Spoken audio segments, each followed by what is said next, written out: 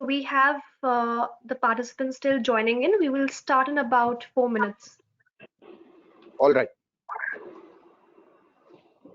Am I audible, Vinay? Can you hear me? Yes, you are. Okay, great. I will go on mute because I don't have to talk at all in the beginning.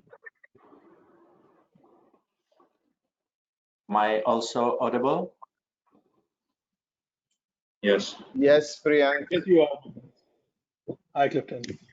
Okay, but why my... I'll be keeping myself, I'll be turning my video off as well. Arushi will be emceeing the event, and I'll just run the slides on the side.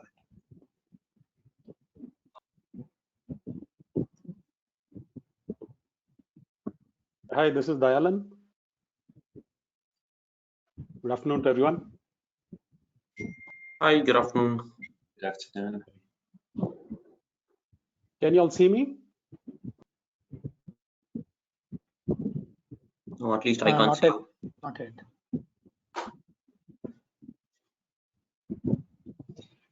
Hello, this is Manus. Can you hear me? We can hear you, but we can't see you, Manus. Okay, thank you. I'm trying to figure out how to switch on my my camera. Apparently, it seems to be switched on, but We can see Mr. Dayalan now. We can see Varda. Hi everyone. Am I audible? Yes, you very are. clear. Okay, thank you.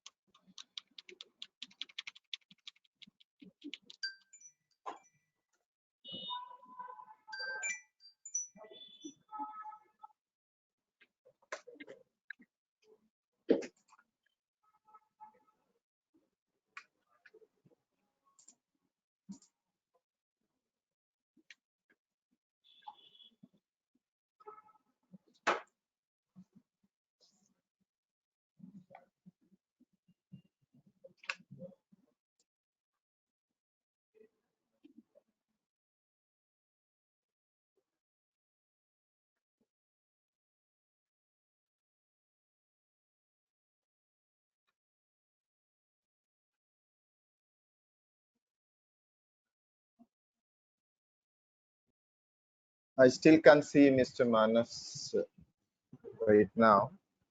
yeah, I've been trying. It shows my camera in green and say people can see you, but apparently I can't see even myself. Oh, okay.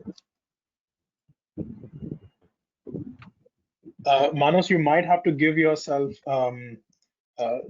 access to the camera through the settings of the computer. That could be a possibility. Okay, let me give it a try. Yeah, then.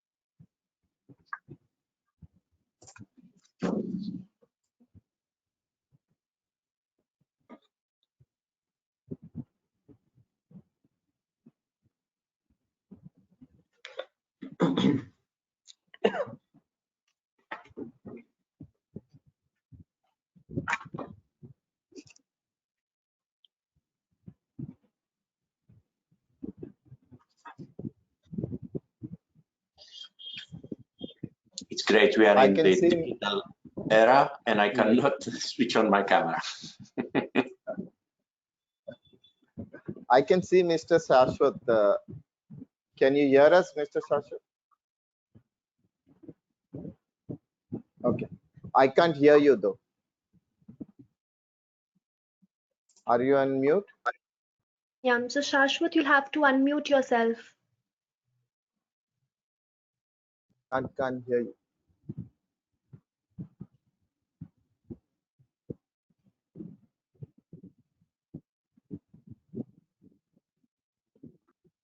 So we'll start in about a minute. Right. Mr. Shashwat, can you hear us? You could unmute yourself to test your audio once.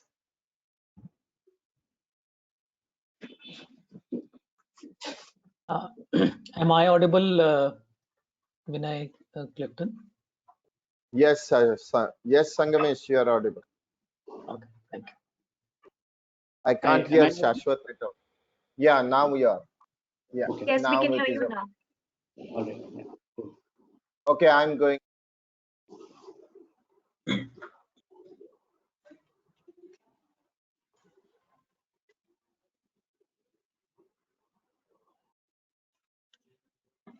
Great. So a very good afternoon to all. I am pleased to welcome you all for the webinar this afternoon on consumer goods industry in the digital age. Before we begin with the formal session, I would request all participants to use the chat box for posting any questions that they may have during the course of the event, and we would take them up accordingly in the Q&A session later. I would now like to invite Ms. Payal Kanwar, Director General IFCCI, for her opening remarks.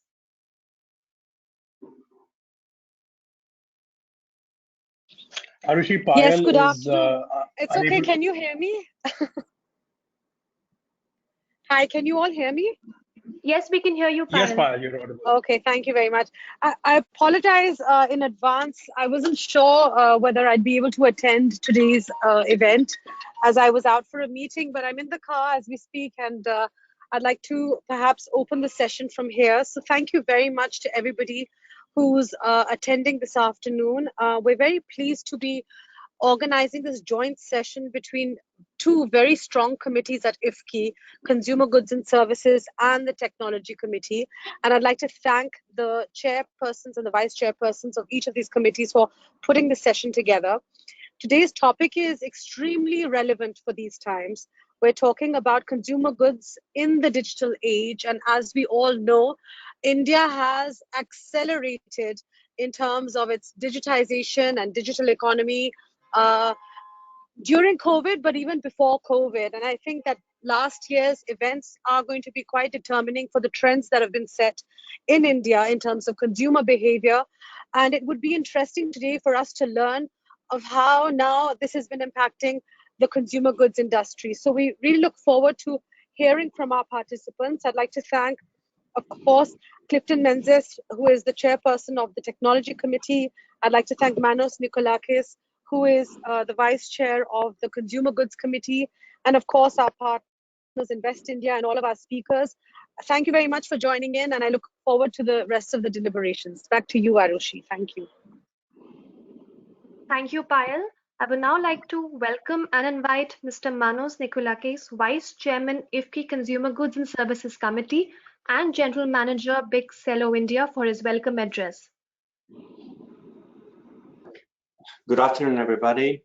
I would like firstly to welcome you all on behalf of the Consumer Goods and Services Committee, as well as the Technology Committee of the Indo-French Chamber of Commerce. We all know that our lives has changed. We all know that it's not recently that it's been changing, but it's been changing for the past few years. We are already in the digital era. Our personal lives have changed, our business lives have changed, and things will further change.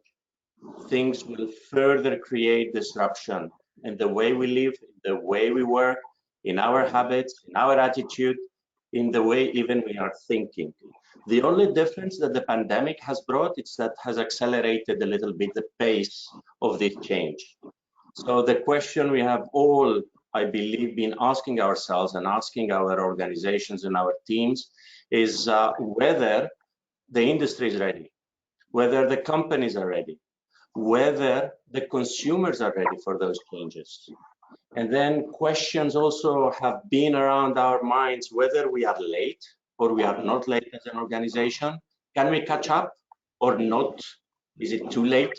Is there something that we need to change in our planning, in our mindset, in our way of doing the everyday business? So there are hundreds of questions crossing our mind. What are the trends? What are the learnings from other organizations? The first movers, have they gained anything or not? What is happening in this new era, in this new disruption of the business norms as we used to know it? So no better occasion than COVID bringing us here to exchange views, to exchange opinions, and spend some time together among us and see what this discussion will come up with, during this session that is being organized by the Indo-French Chamber of Commerce. I'd like to close by thanking a lot, and please accept my apologies for my accent, Mr. Pagalarajan, Mr. Gopal, Mr. Bagali, Mr. Goswami, and of course, Mr. Vinay, who have accepted our invite, who have accepted to be with us and exchange views and support us with their opinions and their thoughts. And I would like to appreciate all of you that you have attended this session. Back to you, Arushi. Thank you, Manos. It is my pleasure to welcome Ms. Varda Taneja, Senior Assistant Vice President in West India. Varda has an expertise in leading investment promotion in the Western Europe region, along with facilitation of companies in the consumer goods industry. Over to you, Varda, for your views on this subject. Thanks. Are you going to be projecting my slides, or should I do so?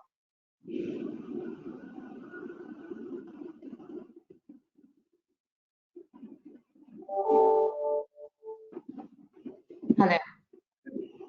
Yeah, we are presenting. Yeah, okay. Is it visible?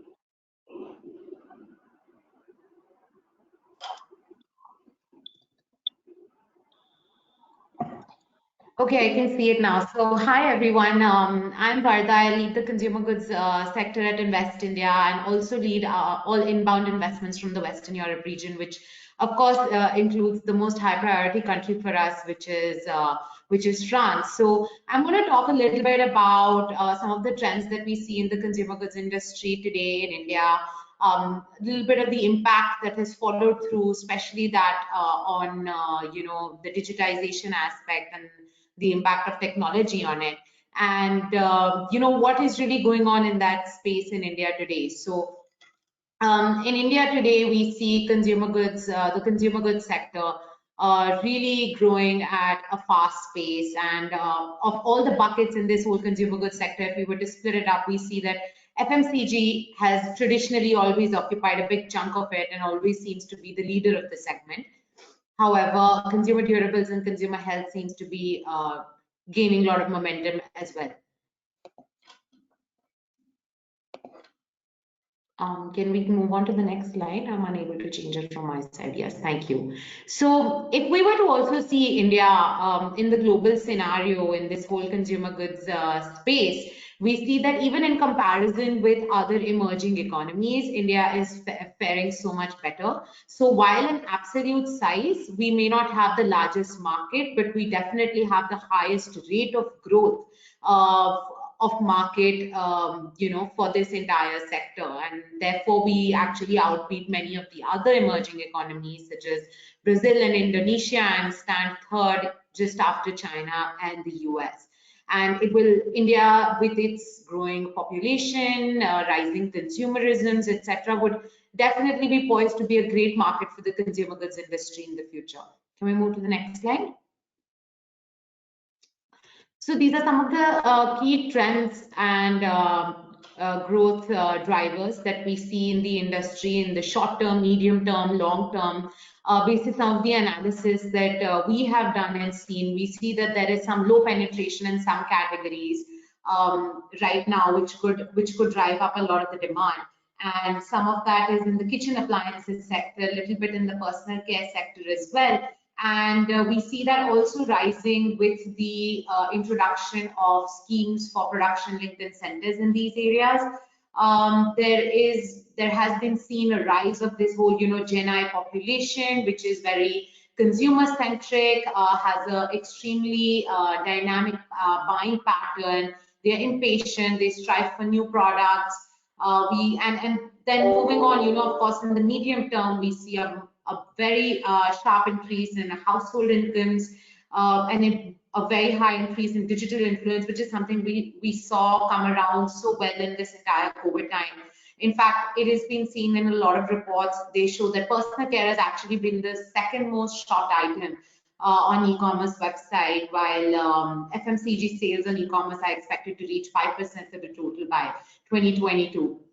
And in the longer term, of course, in India, the biggest growth drivers tends to be, the urbanization in the country that's going to follow, the rise in rural spending that is going to come about, who are going to adopt to a lot more new consumer-centric products, and of course, an increase and rise of share in the market of tier 2 and tier 3 cities, whether it be a Chandigarh or a Vadodara or some other town in the south. They are also slowly growing to become main target markets. Next slide, please. Yeah, next slide. Yeah, so there were like 3 key trends which we observed in some of our analysis that we did with our BCG team. There was a consumer sentiment survey which showed some 3 key very important trends, which was number 1, e-commerce acceleration, rise in health and wellness, and the rise in made in India products. So if we see the rise in e-commerce acceleration in itself, we see that there's been a complete influx of new users across all categories in e-commerce purchases. The lockdown really ensured that there was digitization being penetrated in every different category and segment, and it seems that this willingness in the buying patterns of consumers is going to tend to continue even after this entire COVID wave is over. And this is of course led by the item segments of essential foods, followed by non-essential, some health and fitness items, and other discretionary expenditures. And most users always have felt that they would like to continue using this digital mode of purchase in the future as well. The second trend, of course, was this absolute influx and increase in the health and wellness segment in the country. People want to purchase healthier food products, want to be associated with health related activities, exercising, looking at nutritional supplements, etc. So there was a great adoption of these activities, which was also seen as a great boost actually to the entire consumer goods space. And lastly, of course, was the rise in a very conscious decision of the consumers to want to purchase made in India product. And almost 36% of the consumers consciously bought made in India products in this time. And again, it started with an increased share of it being in the essential food items. But if you really look at the lower segments at the bottom of this graph, categories which are toys, home decor, phone appliances, durables, kitchen appliances, these categories I would expect and would actually rise in a big way in the coming future. And a reason being threefold. Number 1 being that there has been a number of trade restrictions which have been input on these categories. There have been a lot of standards which have been introduced on these products, and there has been, of course, a decision to encourage Atmanirbharta by encouraging domestic manufacturing of non-essential products. And all these products actually fall under this gamut. And the Indian government has launched a plethora of schemes focused at different sectors. There are some dedicated clusters which are being worked out for furniture, for toys, gaming, even those for white goods, LED lights, ACs. There is a PLI which has been introduced for that, the production linked incentives. They're expected to be notified sometime by the end of this month and hopefully being rolling out by April 2021. And of course, I'd be happy to share more details with you on that, as we go forward. But what is the other really interesting thing that we have seen in with this whole COVID coming about is for consumer goods companies especially is that we feel that there have been a lot more digital touch points that have been made available to consumers through this entire drive of digitization. It has changed the choice patterns amongst consumers. We see a contactless convenience which is given to consumers at all points, and which is delivered in a completely hyper-local manner. It's not centralized in one place, and it is a great opportunity, in fact, for companies to really strengthen their consumer engagement, with the consumers in the segments that they operate. And from the government side, actually, this entire thrust on digitization is really transforming lives across, the entire regional and economic strata of the country. In fact, in the last 6 years alone, India has become the largest mobile data consumer, the second largest smartphone market in the world, with 1.2 billion subscribers. And all of this is actually enabled by 400 million Jan Dhan account beneficiaries, Aadhaar and mobile interlinking. There has been a creation of unique digital identities for 1.25 billion people, which is more than 95% of the Indian population. In fact, since 2014, India has tripled its internet user base. We are adding 3 internet subscribers every second to the internet. We have 1.19 lakh village blocks already under the BharatNet for fiber optic cables. The smart city program is actually developing developing really well. A lot of private and international collaboration going on, creating sustainable tech smart living conditions in all these urban areas. And in fact, what is also amazing is that we have worked very extensively to ensure widespread adoption and reach of technologies, especially in the fourth industrial revolution side of things, including the telecom sector. And we are all set to carry out, the first 5G spectrum auctions very soon. And this entire digitization and growth is actually complemented with one big shift that we see is in the complementary job opportunities that become available to people.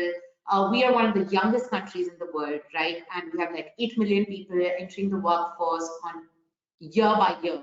And therefore, there is a huge potential to tap this demographic dividend for economic gains as we redefine the future of work and work towards creating a new future-ready skill set, industry-relevant skill sets, which are upskilled and reskilled. And we actually, there is a study by NASSCOM which says that by 2022, almost 46% of the Indian workforce will be engaged in absolutely new jobs. And I would say a lot of that would be driven by technology and digitization. And keeping this in mind, the government is also working very closely with the industry and with the universities to work towards skill development, establishing technology centers, skill and training, ITIs, training institutes, etc., and get that whole thing going. Can we move to the next slide, please?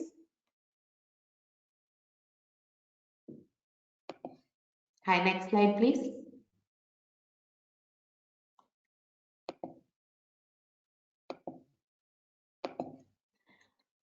This is the last slide that we have.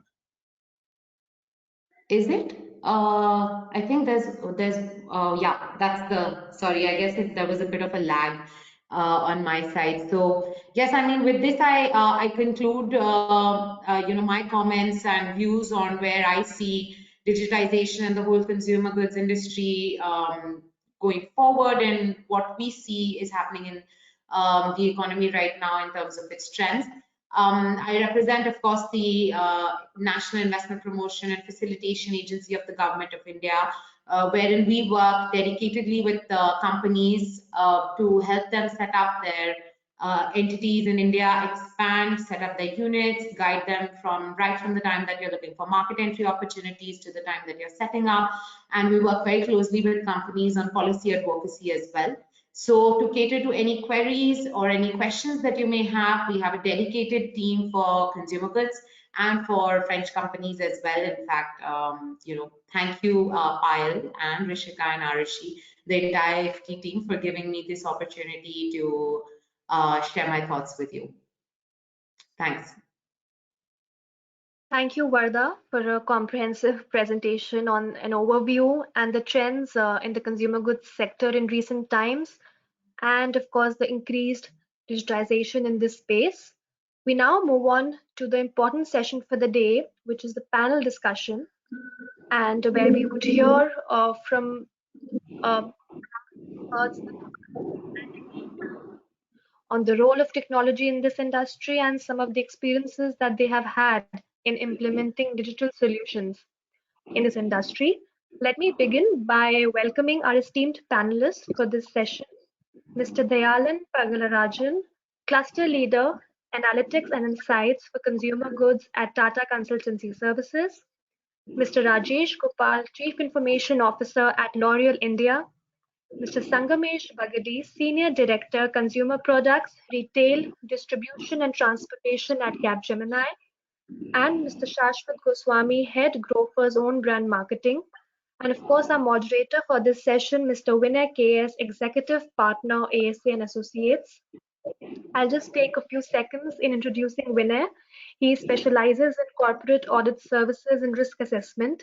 He has dealt with various multinational companies, carrying out internal audits and system reviews with a special focus on internal control studies in manufacturing, service, and software sectors.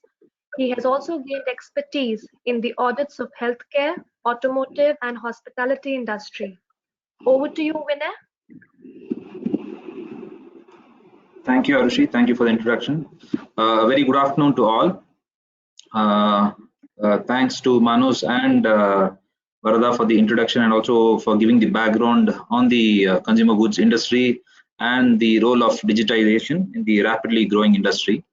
To set the tone right, I think we all are aware that the capital goods industry is the fourth largest sector in the Indian economy, and we saw a lot of numbers and slides on that, which Varda did share the last couple of minutes.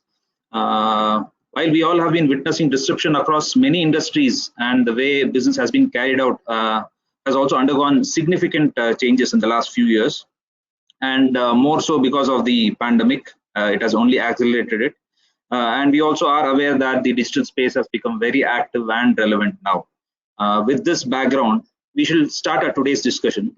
The first point of discussion would be to understand from both the consumer goods industry as well as from the tech side as to what are the significant changes or the shift in the way in which the business has been done now as compared to prior to 2020.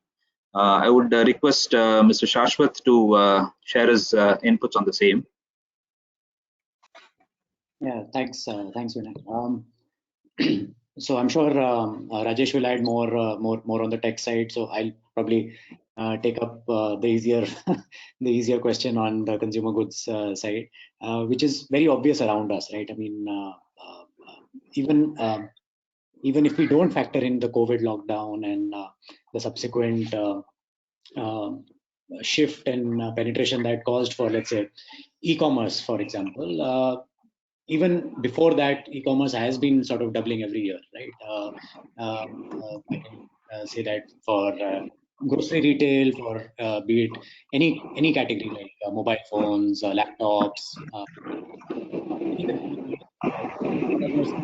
year-on-year has been doubling, even if we ignore the COVID impact. What COVID impact has done is it's from what a lot of companies used to think is a discretionary sort of vertical in their let's say business models. It's kind of thrust or forced companies, at least the smaller ones, to start thinking about it as the main as a potentially new business model by itself. And briefly explain what I mean by that. Prior to, let's say, Amazon and some of the marketplaces coming and becoming taking more scale in India, people thought that smaller companies could challenge bigger companies, because winning India was all about distribution might and distribution muscle, and getting into the retailers' limited shelf space was always a challenge for an unknown brand. But with growing internet penetration, like was mentioned in the presentation, it's quite clear that what happened to telecom, for example, right, where it kind of took a leap. Like landline penetration in India never really went beyond the 50% kind of mark. But mobile penetration, on the other hand, is already overshot what, let's say, telephone penetration was in 50 years, in, let's say, under 20 years. So I think we're witnessing a similar revolution, or let's call it like a jump shift or a skipping of eras that is going to happen in the consumer goods industry as well. And a key example of that is the direct-to-consumer model, right? A lot of small companies, small startups, small consumer goods companies are beginning to sell on online marketplaces, which was next to impossible to imagine. I would say even 10 years back. So that's how much of a revolution we're in the middle of. That when the business models seem to be changing every 5 or 10 years, you're in the middle of something fast. What we call a revolution in business models. So I think Grofers, for example, is no exception to that. Neither is the previous company I used to work with, which is PepsiCo. So I've seen both sides of the transition that I was talking about. Pepsi, like most big FMCG players, let's say, in the 12 years I was there, used to be more about the general trade and the focus on modern trade. But yeah, things are moving where e-commerce and digital spends take up a double-digit kind of a ad spend. That was not the case. It used to be single digits for, I would say, 10 out of the 12 years that I was at Pepsi. And in the last 2 years, you could see the move and the writing on the wall, where the company was beginning to get into double-digit spends on social media, on digital, e-commerce, and related things like that. So what's happening at Pepsi is bound to be happening at other consumer goods companies as well. And they see that not just brands, but consumers also going to online modes of transaction more easily. That's one obvious one, I would say. Over to Rajesh to that from a I think before we move to Rajesh, I think Shashwat, if you want to just take a minute to introduce yourself, and then maybe the other panelists can introduce themselves before you answer the question. Yeah, apologies for that. Yeah, so I'm Shashwat. I'm currently working as the marketing lead for Grofers on their own brands portfolio. So basically, Grofers, as you know, is a online platform for grocery and other household needs. And just like with any retailer, they have their own set of private labels and consumer goods practice almost within the company. So yeah, so I head up marketing for that function. Thanks, Shashwat. Maybe Sangamesh, do you want to take this question on the tech side? Sure. Thank you, Vinay. So I am Sangamesh. I'm part of the Capgemini consumer products distribution, retail, and transportation sector, focusing specifically on creating solutions to consumer goods companies and retailers globally. And yeah, I would like to add on to what Shashwat just mentioned. I think like Shashwat really said, the change has been on even prior to COVID times. I mean, the business models have been changing. Consumer goods companies directly reaching out to the customers, right? While what has now happened is the pandemic has kind of put in front of us a challenge where, rather than just reacting to the crisis situation, we need to now focus on what really needs to be institutionalized and what could be done better, right? And that could mean improving on the digital and omnichannel business models that consumer goods companies have been developing. More importantly, how do you cater to the change in shopping behavior, of consumers, right? And I think in a recent survey, what I saw was more than 65% of the consumers intend to continue, how to adopting new ways of shopping, right? Which is brand companies reaching out to them directly, them having to, able to shop using their mobile devices and have the convenience of products delivered directly to them. I think that is something that is going to stay. And but I think more important aspect is how do the supply chain technologies, address these challenges and help consumer goods companies, to basically respond to scenarios like this in a more agile and responsive manner. Right? I think that is something that is going to be key and sustainable over a longer period of time, while the new business models emerge and consumer goods companies respond to that. Yeah, back to you, Vinay or Rajesh. Maybe if you would like to add anything to this. Okay, so I think thanks Shashwat and Sangamesh. I think a very interesting phrase that we could hear, skipping of eras. I think very aptly worded due to this pandemic. I think, and the acceleration in the digitization and the consumer goods industry. I think we definitely are into skipping off eras here. And Sangamesh rightly pointed out that there are new ways of shopping, and added to that, the key here would always be how the supply chain link is going to be handled in the coming days. With that, I think going by the trend, what we also see is Varda also highlighted this in her presentation, that one of the key trends that we can all witness is that the growing need or demand for the health and wellness products, that is definitely there. That's on the rise, be it the organic foods, the new age millets, whatever you call, the list goes on. And also a lot of online marketing strategies as well. The millennial consumers definitely are growing in numbers, and so are their demands.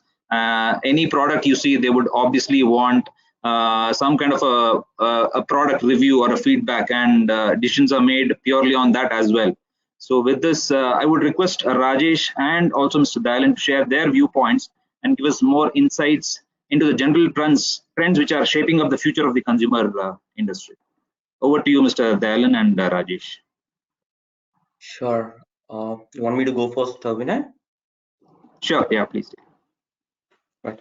So thanks, Vinay. Hi, everyone. My name is Rajesh Gopal. I work as CIO with L'Oreal India. It's been a year and a half since I joined in this role, prior to which I was with Unilever for about 14 years. Right. So yeah, while of course I'm the IT guy, I still want to talk about some of the trends from a beauty industry standpoint. Varda spoke about consumer goods industry in general. Shashwat added on top of it, Sangamesh added as well. Let me keep it specific to beauty, right?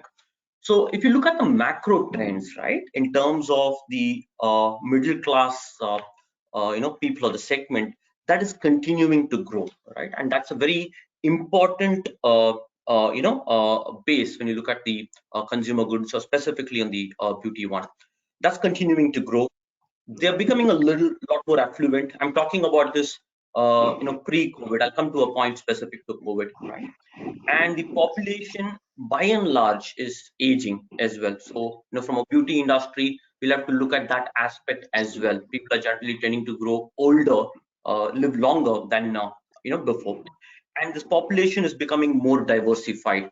A classic case in India is, how the influence of what used to be called urban can be seen with tier 2 and tier 3 cities. Right? What has COVID done specifically? COVID has actually accelerated the focus on health, right? And which becomes that much more important from a beauty standpoint, health from a skin standpoint, from a hair standpoint. And there is the consumers are that much more appreciative of organizations with a purpose, right? I think it was always there. The last few years, it's possibly become that much more important, right? A sense of purpose coming in with brands and organizations, bringing in a sense of purpose, and the entire focus on sustainability, right? So right from the raw materials, where we source our packaging materials, how disposable are they, right? Organizations tend to be that much more focused on it. Again, like I said, it's always there. COVID has accelerated it. The other thing which COVID has done, we don't know if it's going to be a short-term trend or it's going to stay for long, is about down trading on value. People are that much more careful about how much they are spending, right? Again, like I said, we don't know if it's going to stay for long or it's just a COVID impact and it'll go back to people spending more and more. At this point, I think Shashwat mentioned, I think Sangesh mentioned as well, we've seen a phenomenal rise in e-commerce, right? Even without COVID, we were expecting this to grow, and this is skyrocketed. But interesting enough, this is still not at the levels at which we would see. I'm talking from a L'Oreal standpoint, what we have seen with China on how big the e-commerce industry is or how big it has been growing, right? But we definitely see this to be big. During the course of the discussion, I'll share something about some of the digital tools which become applicable from an e-commerce angle. From an in-store standpoint, with people going to stores, people have become that much more, consumers have become that much more planned in terms of what they want to buy. They don't go in and then casually browse. They know exactly what to buy, right? They go pick it up. It's fairly straightforward because the time that they spend in the store, they want to minimize that, right? In terms of trends in categories, right, again, specific to beauty, we've seen an upward swing on hair color, nails, skin, right, with a focus on breathable products, right? And of course, with the mask, worn many of the times, the focus on eye becomes that much more important. That's the other area where we have seen, a lot of influence. Not surprisingly so, makeup has taken a little bit of a backward trend or a hit, right? We're not socializing as much, right? So that's what we have seen overall, right? And like I said, during the course of the discussion, I'll talk more about what does digital or IT mean with respect to some of these trends that we have seen. Vinay, over to you. Yeah. So I would request Mr. Dayalan to give his inputs, please, from the tech side. Thanks, Vinay. So hello, everyone. I'm Dayalan. I'm a cluster leader in TCS, and I'm specifically responsible for the analytics practice. And one of the verticals that I look into is consumer goods. So happy to be here with all of you for this event. What I will try and do is, I think all our other panelists, have given very interesting views of what's happening in the consumer goods sector. What I'll try and do is, I will try and add a perspective from a analytics perspective into how things are shaping up, right? So I think a lot of the trends that have taken place and which was touched upon by various of our panelists, right? Fundamentally, what is happening is that in the consumer goods industry, the earlier focus or the typical approach was mass marketing based, right? Sales and distribution was key. And almost all consumer goods majors invested a huge amount of time and effort on mass market activities, right? So large brands had to get built, right? You had to go and capture large chunks of market share, right? You had to appeal to the largest proportion of consumers in the market, right? So everything was mass. You had to do things at scale, right? And that was the growth driver. That was the model for commercial success in the consumer goods industry. What is happening now, I think, and in a way it was happening earlier as well, but accelerated because of the pandemic, is digital technologies have diffused and have become almost omnipresent, right? So data is available, data is in abundance, right? At every touch point, data is getting captured about what consumers are doing, right? The usage of mobile has increased significantly. Every consumer has a mobile phone, almost, at least, right? And technologies such as IoT have kind of significantly increased in terms of their presence. Because of all of this, these enablers, I would call the digital enablers, right? What is now happening is that the consumer goods industry, which was focused on mass marketing, right, is now moving more and more towards what I would call precision targeted commercial execution, right? Now, as a part of this is many of the things that we are observing, right? Direct to consumer. Today, consumer product companies do not necessarily have to search for a position in a retail shelf, right? They have the option of opening their own retail avenue, right, which is their e-commerce portal. So direct to consumer is, I think, one of the manifestations of this. And related to this is the rise of e-marketplaces and growing consumer acceptance of these, and consumers actually going to e-commerce marketplaces for their monthly grocery product purchases as well, right? So that's the other thing which is happening, right? So I think that is one big thing, right, where consumer goods manufacturers are looking at precision commercial execution by leveraging digital technologies. One of them being, the direct to consumer trend. The second one is omnichannel, right? I think you're all familiar. Omnichannel, has grown. It has gained significant presence in several markets across the world. Not so much in India as yet, I think. But again, this is another offshoot of this trend. Now, typically, consumer goods companies needed strong partnerships with big retail, right? They had a large dependency on them. They needed them to take their products to the end consumers, right? With these changes, the omni-channel revolution, I would say, has been accelerated, right? So today, consumer goods companies are able to give their consumers a choice, right, to browse online, select the products, and they can decide where they want to pick it up from, right? They can visit a neighborhood store to pick it up, or they can request the manufacturer directly to supply it at their homes, right? So I think this is another important trend. Yeah. The third one is what I would call the rise of the connected consumer. Right? So earlier, in a mass marketing context, if you had a product, you had a user in mind, and probably also had a decision-making influencer in mind. Right? Now, your mass market campaign would try and appeal to the user with benefits that he or she is considered relevant, and you would also have some messages to communicate to the influencer so that they put in the right word and they nudge that particular consumer to purchase. Right?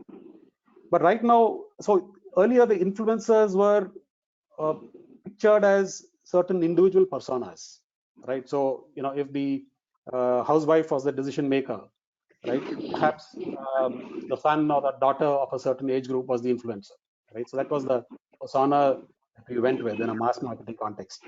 But today, the influencers are not individuals, right? The influencers are communities. Consumers are connected. So they are on social media platforms. They're on multiple WhatsApp groups. And typically what's happening is that before they make any purchase, they ask for opinions, right? They read user reviews before they actually go out and make a purchase. So what is happening is that consumer marketers are having to influence communities. So they need to ensure that the right communities are saying the right things about their products and brands, right? So that their consumers are influenced positively to go and actually make the purchase. So I think these big trends are happening. And the other aspect I would say also is, so we talked about hygiene, right? So the pandemic has raised awareness levels about the need for hygiene. Social distancing is critical, right? So many things are happening around the hygiene. Therefore, what is happening is that consumers are demanding hygiene transparency from consumer goods makers, right? They want assurance that a product that, especially for food products, right?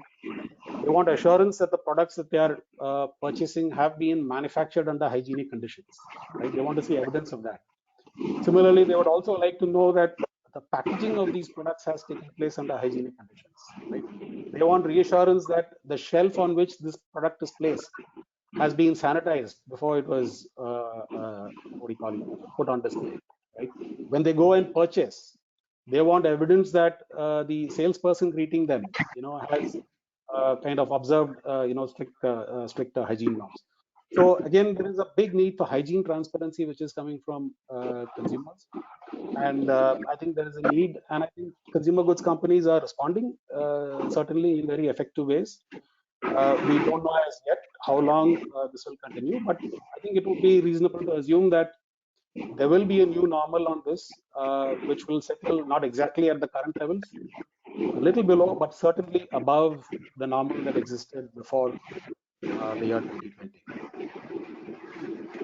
So yeah, so this is some of the points that I had to add. Vinay, over to you. Thank you. Yeah, thank you so much, Mr. Dalan.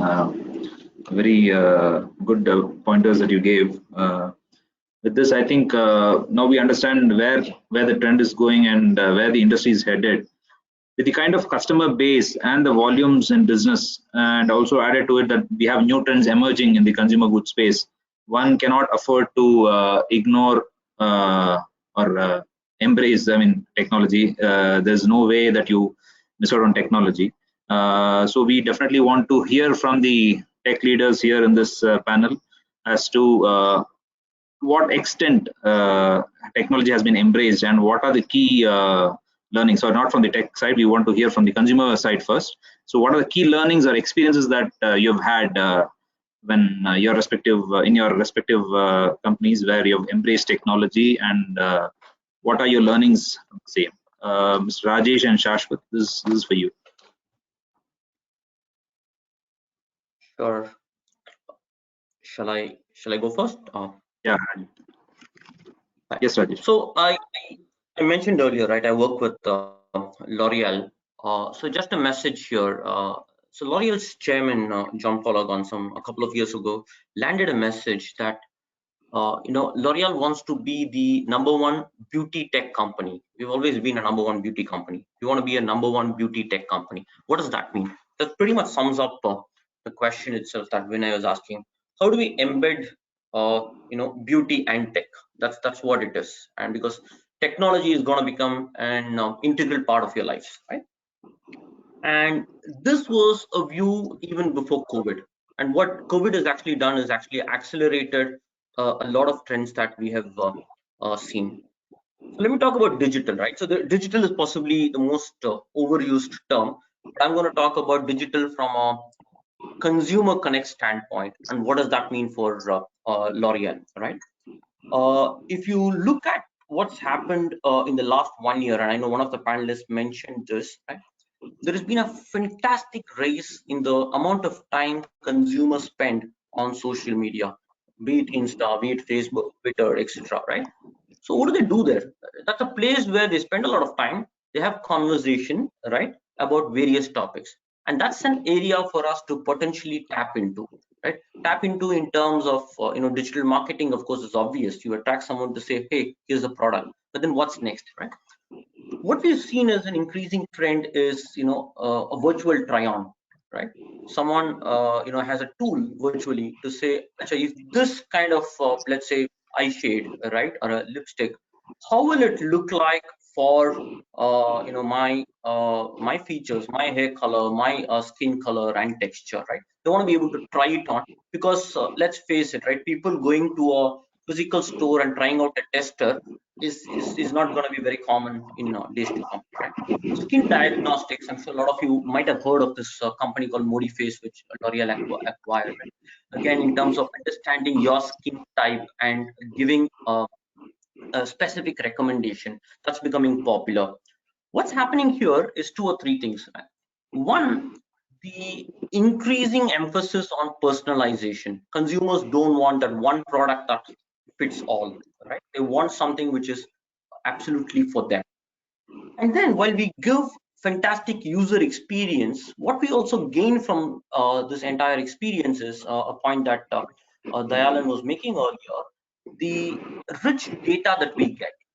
So one, yes, the user gets the experience, and two, we have an opportunity to get fantastic amount of data, use that for further and future innovations, right?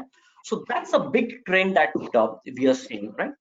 Add to it the entire concept of what is called as video consultation, right? We've seen this in the medicine field, right? Because again, very simple. You're not able to reach the doctor, you do it through a video consultation. We've seen that trend again. It's very early days. We expect that to become more and more popular in India. Again, if you take China as an example, it's skyrocketed, right? And this is an area where you can do a one-on-one consultation, or maybe there is a panel of people, someone who's an expert with makeup, someone on hair styling. They're discussing about what are the things to do with respect to beauty, right? And there is an audience listening to it. So that's something which we are seeing becoming very, very popular. In terms of challenge, right? So these are the trends. The challenges are very, very simple, right? End of the day, you can get a Ferrari. People have to learn to drive a Ferrari, right?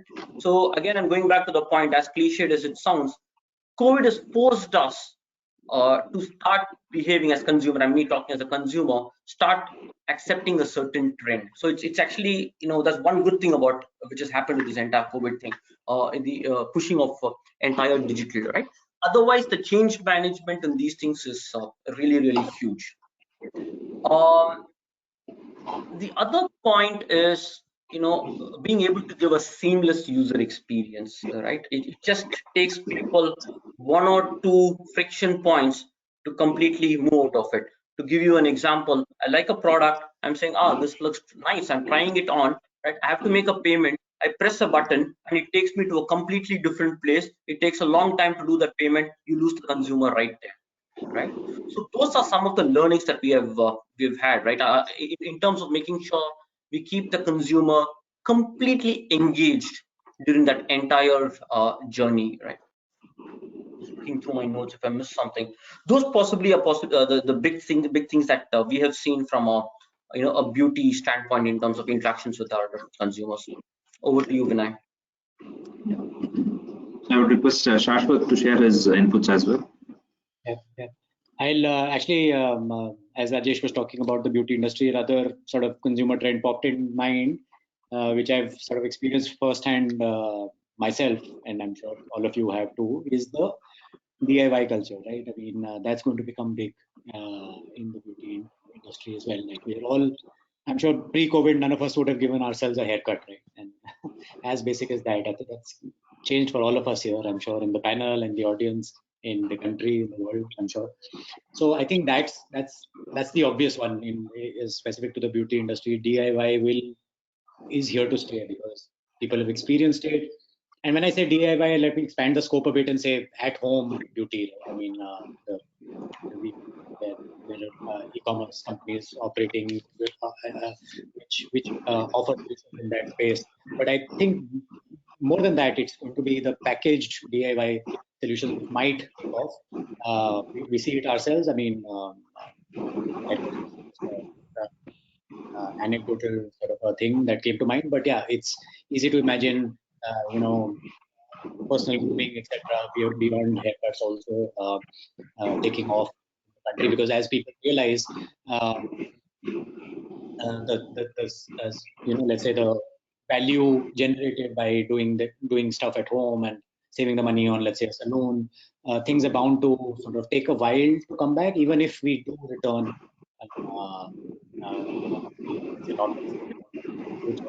Chances are people who are used to a certain behavior by that time will probably stick to them. Some of them might go back to the indulgence aspect of it.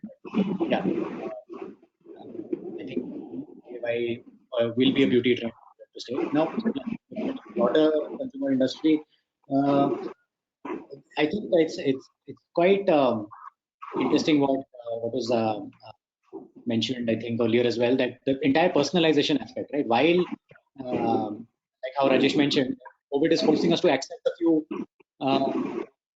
things, like wearing masks is mandated, and therefore probably, let's say, lipstick users aren't able to use as much of lipstick as they wanted.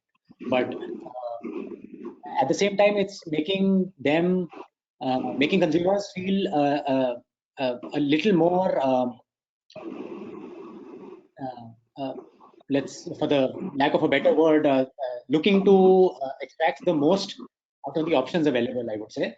And I'll just explain quickly what I mean by that. It's earlier people were okay accepting any atta, for example. Now there's a niche of consumers that's emerged who want a pesticide-free atta.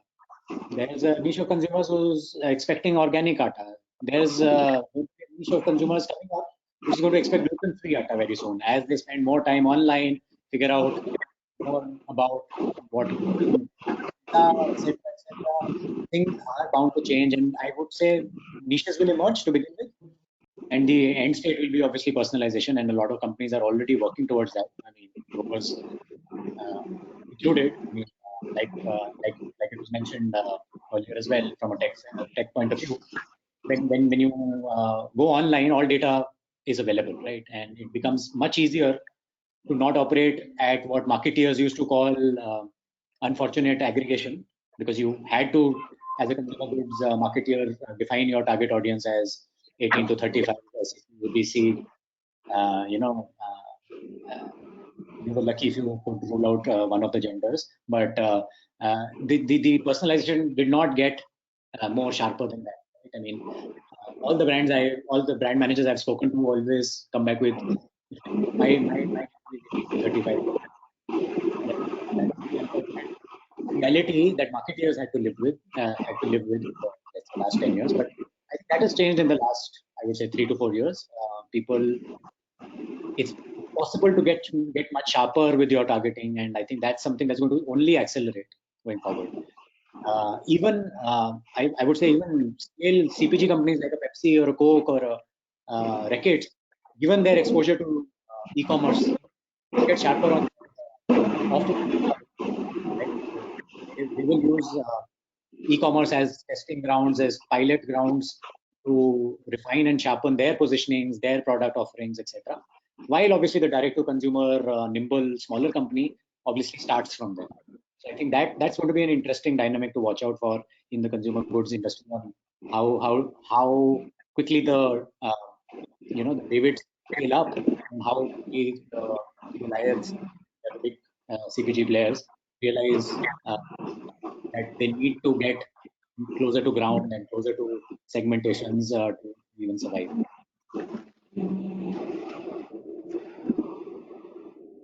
Thanks, Shashwat, and thanks, Rajesh. I think we have heard from the consumer goods side, more of personalization that's going to be there, that's going to stay, and some key terms again, beauty tech, something I heard for the first time.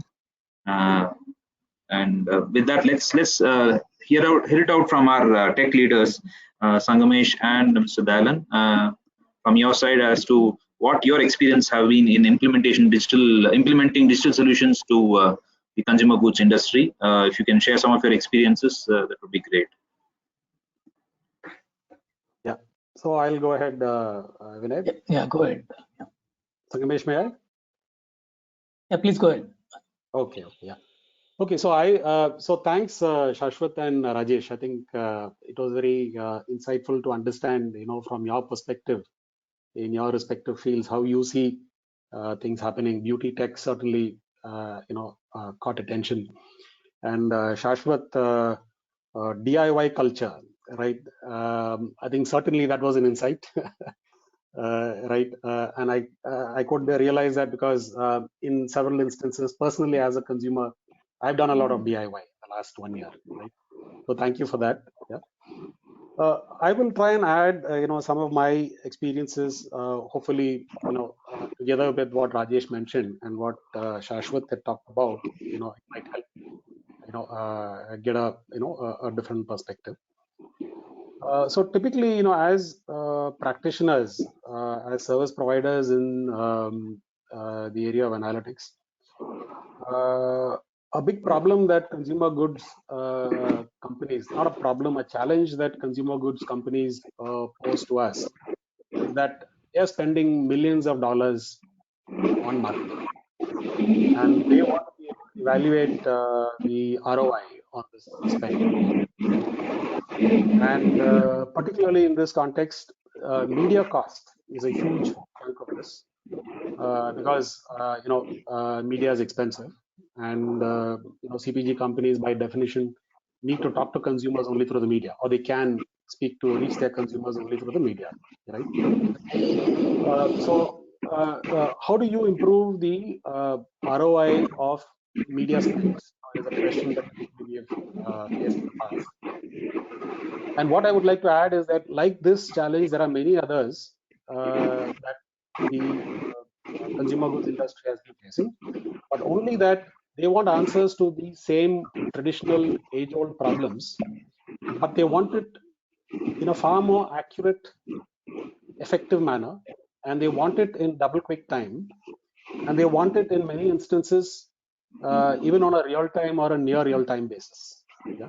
So I will just share some examples. So the first one, which is in the area of improving ROI on media spends. Now, this is not something that we can do on a real-time basis, but I will just explain what the differences are and how we are going about addressing this issue. Right? In the past, typically, media spend meant looking at spend across mass media channels. Right? So you had TV, which was the big one. You had print, you had outdoors, right? And then you had radio, right? These are the big ones. Right now, you also have a digital alternative, right? So apart from these mass media channels, you've got, search, right? And you have other multiple social media platforms that can be leveraged to communicate your brand, right? There are multiple websites that can be hosts for any messages about your brand. So what has happened is that the choices have fragmented. Right? So what was probably 4 channels of mass media has now, with the inclusion of digital, it has become almost infinite. Right? There are many options to spend your media dollars. Right? So how do you evaluate the effectiveness of the spend? And using this, how do you provide a recommendation to customers as to how they can spend it wisely? Or even if they had a fixed budget, right? How can you ensure that you reach your commercial objectives or attain your commercial objectives, right? Without compromising or without having to increase spends? Or the converse, how can you ensure that you don't compromise on your commercial target or objectives, but at the same time reducing your media expense, right? So this is an area where we've seen a lot of inquiries, and we provide a lot of support to our customers in terms of how they can optimize their media spends, how they can improve ROI on their media dollars, right? And how they can actually in many ways even shift media expense between mass media and digital, okay, in the right proportions, so that you achieve your ultimate commercial. So that is one area where there is a lot of activity happening. The second one I would say is in pricing, right? So pricing earlier was probably a decision you took from time to time, right? So when the product was launched, a decision had to be taken as to what is the optimal price, right, at which you can gain maximum purchasers. And then maybe a little while later, if you're running a promo, you wanted to evaluate, what could be a reasonable price off on your product, which can help attract additional consumers and boost your revenue, right? So pricing decisions were taken, I would say, not very often, but only periodically. But right now, what is happening is that with the growth of e-commerce, with the rise of e-marketplaces, pricing has become dynamic, right? So today we are talking about dynamic pricing, and in many instances, pricing decisions are being made in response to pricing changes that are kind of being affected by competition, to a particular brand. So being able to monitor what is happening to pricing in the category on an ongoing basis, and being able to create a pricing response which will optimize between additional revenue and minimize cost, right, is becoming an almost ongoing decision. And there is a lot of expectation and what do you call eagerness to look at solutions to address this problem of dynamic pricing. So that is one area. The third is, and this has to do with the personalization, what Shashwat was talking about, right? And even Rajesh had talked about it as well, right? Now, how do you make personalization possible? Right? Now, typically, in the earlier days, you would create a concept of a product, let's say a new, let's say lipstick, right, which had as its benefit a certain unique color, right, and probably a certain unique moisturizing action or something, some benefit, right. Now, this concept would be created and it would be tested among a segment of the market which was identified as a target. And then, we would go ahead and communicate this concept to that particular segment, the typical marketing approach, right? But today we would do the same thing very differently, right? So we would look at far more number of micro segments, right? We will look at perhaps consumers who have a specific need for a lipstick that moisturizes as well as kind of adds a cosmetic effect, right? So you will be able to identify and precision target users such as these, right? So that you can promote your product or brand most effectively with those specific consumers, and probably also charge a premium for it, right? So what I would say is that in the area of campaigns and new product or new brand launches, there are changes like this taking place, and we are enabling consumer goods companies to be able to make these decisions, to make these precision targeting decisions, and give them a view of what is the likely revenue or opportunity that they'll be able to address, if they are able to effectively reach such very well precisely defined customers. So broadly, I can say that these are some of the experiences and issues that we are dealing with in partnership with some of our customers. Over to you, Vinay. Thank you, Mr. Dayalan. Mr. Sangamesh, we would like to hear from you as well. Sure, thanks, Vinay. One of the trends that we had talked earlier on is how brands are trying to reach and connect with consumers directly, right? I think more so during the pandemic times, we saw a trend where even retailers were all predominantly relying on the online channel to to make up for lost sales, right? I mean, given that there was a lockdown. So I'd like to walk through a case example of an sports apparel and footwear company by the name Fila. I think they were predominantly a wholesaler selling to retailers. I mean, they had their own brands, obviously. And while they had e-commerce presence, it was more like an afterthought, right? So during the pandemic times, I mean, the retail channel was not available to them because of the lockdown, and obviously this was impacting their sales. So which means they quickly had to think and enhance the digital experience and connect with the consumer directly. And while their existing commerce setup would not allow for flexing and scaling, while they had a very good content in place, right? So add to that, I mean, they had invested significantly in launching a new line during the COVID times, and again by collaborating with a famous rapper, they had to launch something quickly, but because of the shutdown, they had to then look up all the inventory that they had and then do an online launch.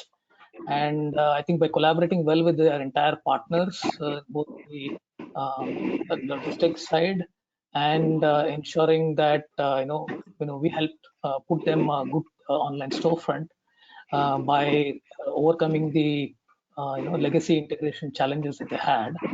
I think in 24 hours time, I mean, they were able to quickly sell out a bulk of the inventory that they had procured and made available. Right? I think this is something. They saw record sales and triple-digit conversions in terms of consumers, and working closely with logistics, sales, and with the new improved web experience, commerce experience for the consumers. I think this was quite a success.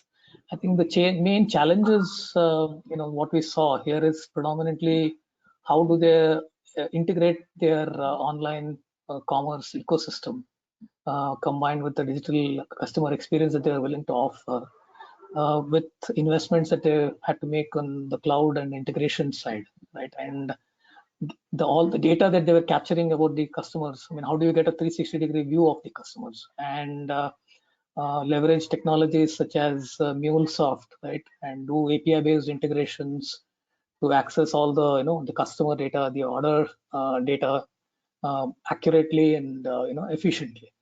So this helped all their sales, even their customer service representatives, to track order, to track the customer profiles, essentially to make sure that the experience for the customer is quite seamless in nature, right?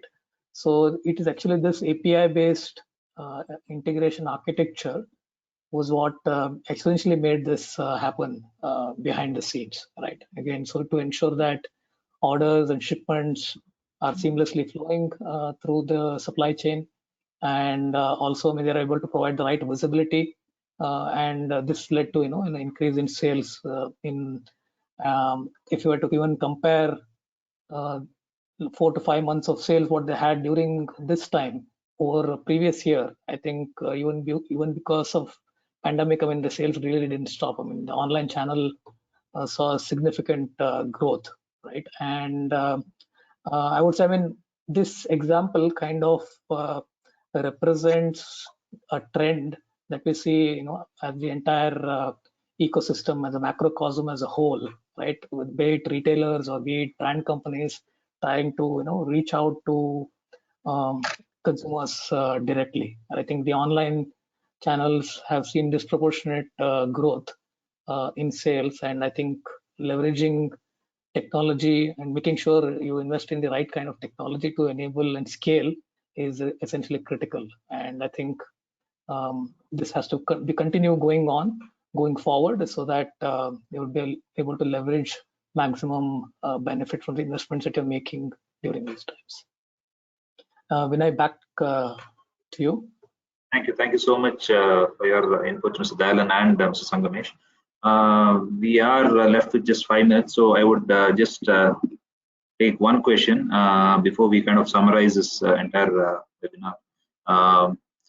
Okay, this is more to the consumer goods side. So, considering the fact that digital marketing has actually shifted gears, are there any key changes in the go-to-market strategies adopted by the CGI, that is the consumer goods industry side? So, any specific go-to-market, is there a reset in the go-to-market strategy? If so, what is it? Anything besides what we have discussed? When I can take that question, I'll keep it short in the interest of time, right? And keep it to themes. See, one of the things that we realized with the during the lockdown times is the traditional trade, right? The offline trade is extremely resilient. In fact, that was what was fending for what was missing outside, right? So that's going to stay in a country like India, right? Or even as e-commerce grows. I think there's an opportunity for us to digitize it end to end, and today it's not the case. And without getting into a details of what I mean end to end, I'll give you an example, right? Retail ordering, that's something which we are piloting with, right? Very similar to what we order from an Amazon, and the retailer actually order from using an app. Makes life a lot easier. Again, needless to say, a lot of data becomes available. Promotions become that much more effective. We get a direct view of the retailer without the distributor in the middle, at least in terms of visibility, right? Not from a supply chain angle. So that's one example in terms of what we can do, right? And this would bring to life the concept of O plus O that much more, online plus offline. I think that again a panelist mentioned, and also mentioned rightly so, that this has not become big in India. And I think it's a great opportunity to blend the two, and we have enough examples of an online organization buying a brick and mortar, and then vice versa. I think we're going to see more of it. So I'll just leave it at that. Shashwat, any thoughts on this? You're not audible, Shashwat.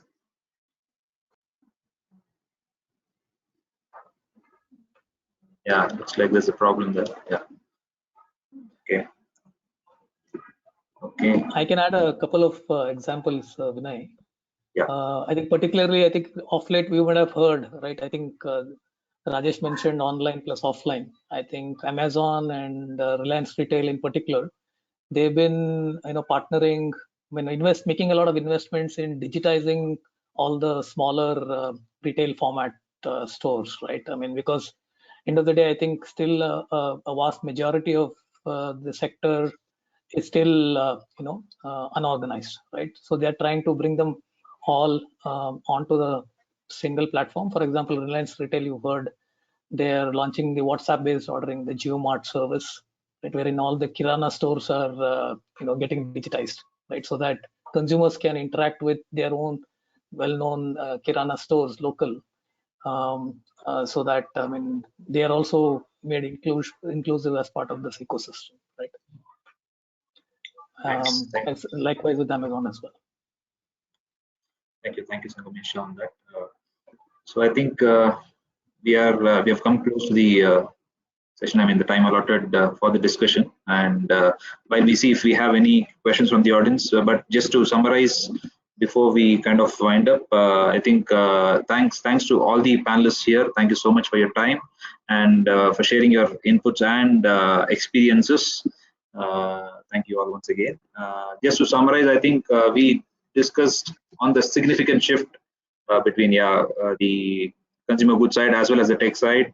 We heard of the direct-to-consumer models, the newer ways of shopping, and then obviously the spending time is reduced. That's another shift.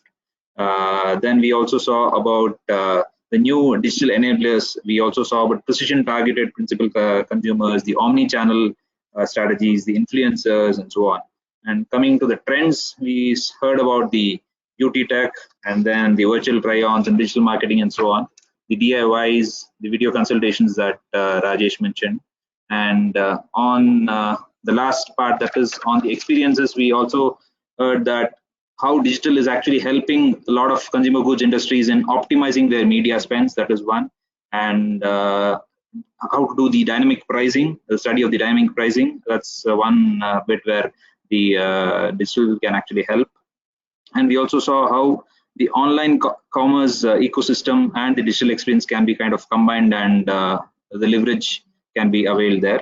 And last but not least, I think the go-to-market strategies, we also saw how to opportunity to digitize end-to-end is one thing. And Rajesh rightly mentioned that online and offline combination is here to stay. In a country like ours, offline is still going to be there. Offline trade is resilient, and it is still going to stay. So with this, I think we would see if there are any questions from the audience. Arushi, if you can let us know any questions. Thank you. I think that was a wonderful session with great insights.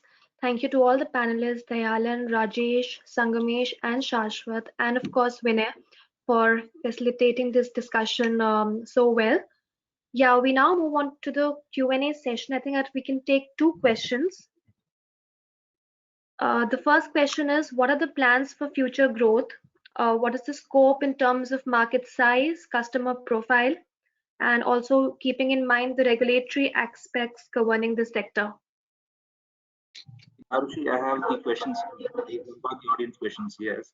So I think we'll go with this one, I think, which is a smaller question, and I think it will not take much time. This question, I think maybe Rajesh or Shashwat can answer this. Will the local retail shops still be able to adopt digital solutions? How cost effective or realistic would this be? I mean, I think this can be answered by Mr. Dayalan or Sangamesh as well. Any one of you?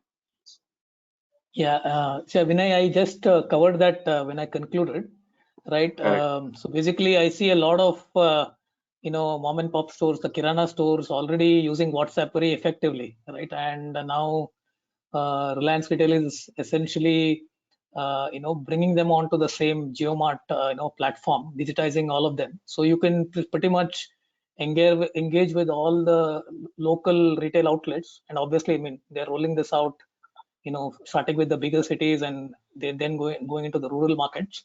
But I think that is very much a reality now. When it used to be limited to phone-based ordering, then switching to WhatsApp-based ordering, and I think the last mile delivery is where the smaller retail formats will play a big role. I mean, if they are to come on board, onto this ecosystem, right? I think that will serve as a good platform for them to stay connected, in this digitized world as well.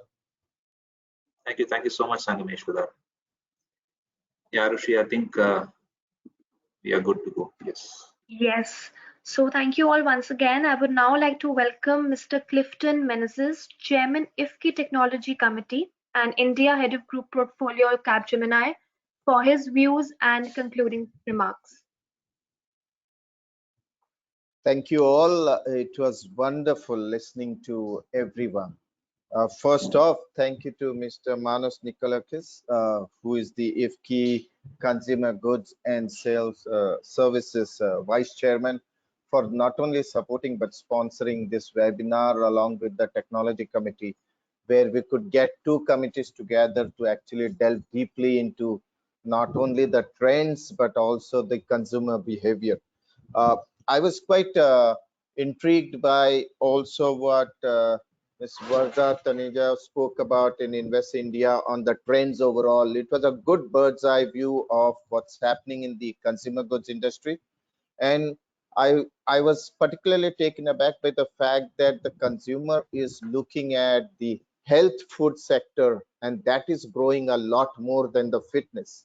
That was eye-opening for all of us. Also, thanks to Vinay, great moderating in a diverse group of industry and technology panelists and the panelists.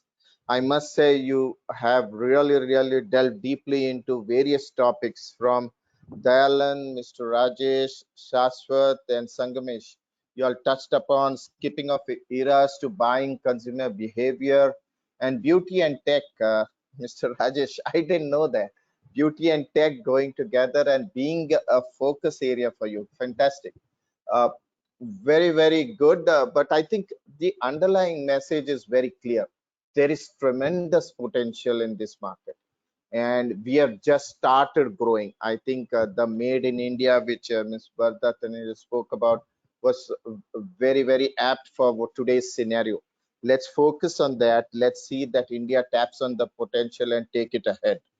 Finally, thanks to Arushi for coordinating it very well, and Payal and Priyank. You guys always manage to get everybody together and create a really nice webinar. Thank you all. Thank you, Clifton. I think, yes, it was a very interesting and enriching session. Thank you to all the speakers once again, and a special mention to the leadership of both consumer goods and technology committees at IFCCI for their guidance.